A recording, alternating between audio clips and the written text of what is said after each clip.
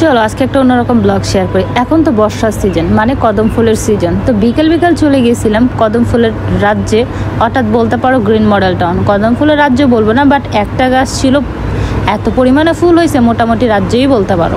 ছেলে মেয়ে সবাই ফুল পাড়তে পাড়তে প্রায় গাছটার একদম টাক বানায় দিছে। তো আমি এই যে ফুলগুলো নিয়ে ভিডিও করতেছি না, বিশেষ করে একটা আপুর কাছে ফুল ছিল, তো বললাম আপু ফুলগুলো তো পারতে পারিনি, আপনার ফুলগুলো দেন, একটা ভিডিও করে আবার ফেরত দিয়ে দিচ্ছি। তো আপুটাও আমাকে ফুলগুলো দিছে। মানে ছেলেরা হচ্ছে বাইকের ওপরে দাঁড়ায়, একটার ওপরে দাঁড়ায়, যেইভাবে পারতেছে গাছে উঠে সবগুলো কদম ফুল ছিঁড়ে ফেলছে এক শুক্রবারেই। আর গ্রিন মডেল টাউন বা যে কোনো জায়গাতেই শুক্রবার একটু মানুষ বেশি হয়, তোমরা সকলে জানো। গাছটার নিচে জাস্ট দাঁড়ানো যাচ্ছিল না।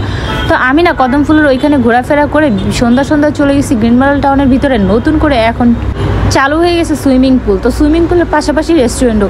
তো ভাবলাম যে যেহেতু পুলটা কেমন দেখে আসি, যেহেতু গ্রিন মডেল টাউন বা পুলের সামনেটা বেশি একটা ডিস্টেন্স ছিল না, তো ওইখানে চলে গেলাম। বিশ্বাস করো গাইস, পুলটা এত সুন্দর বানাইছে, তো দেখেই মনে হইতেছিল যে পুলে নাইমা যায়, কারণ একদম নতুন বানাইছে, তো পানিগুলো ফ্রেশ আর সব কিছু একদম নতুন নতুন চকচক করতেছে। তো মনে হচ্ছিল নেমে যায়, বাট চাইলেই তো আর পুলে নামা যায় না। পুলে নামার আগে একটা প্রিপারেশন থাকে, যেটা আমার ছিল না।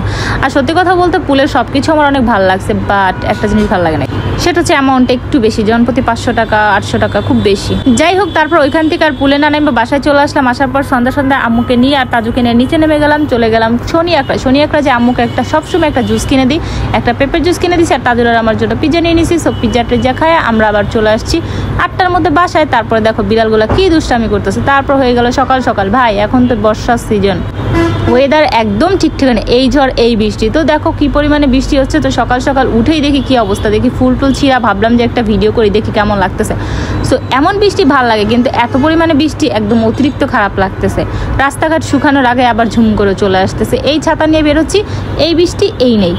তো এইভাবে সকালটা দুপুরটা কেটে গেল। তারপর হচ্ছে সন্ধ্যা বলবো না, বিকেল আমার একটু ঘুমানোর অভ্যাস আছে। তো আমি বিকেলবেলা ঘুমাইতে চলে আসছি, তখনই আমার সানা বাচ্চা চলে আসছে আমার কম্বলের নিচে, কারণ বাইরে যেহেতু একটু বৃষ্টি, তারা বাইরে একদমই থাকতে চাইতেছে না, আইসা পড়ছে আমার কম্বলের নিচে।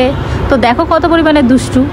তো চলো দেখি ও কম্বলের নিচে কি করতেছে। হ্যাঁ দেখো কি পরিমাণে দুষ্টু, চুপ করে শুয়েছে। ঠান্ডা যে ভিতরে যে গরম আর বাইরে যে ঠান্ডা, এই জন্য একদম বেরোতে চাইতেছে না।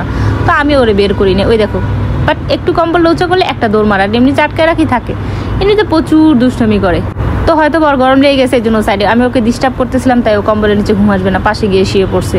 সবসময় প্রতিনিয়ত আমার সাথে এরকম দুষ্টমি করে, আমার ভালোই লাগে। আর মাঝে মধ্যে ভাবি ওদেরকে ছাড়া কি দিন পার করা সম্ভব? যদি ওদেরকে কারো কাছে দিয়ে দেই, সেল দিয়ে দিই বা এমনি দিয়ে দিই, কেমনে দিন কাটবো?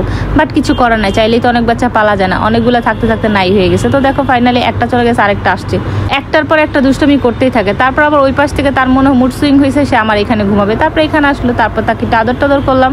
এভাবেই প্রতিনিয়ত আমার সকাল বিকেল দুপুর রাত কিভাবে কাটে সেটা একটু শেয়ার করলাম তোমাদের সাথে। আর এই সকাল দুপুর বিকাল এই 3 বেলার মধ্যে তাদের সাথে দুষ্টমি মাস্ট বি থাকবেই।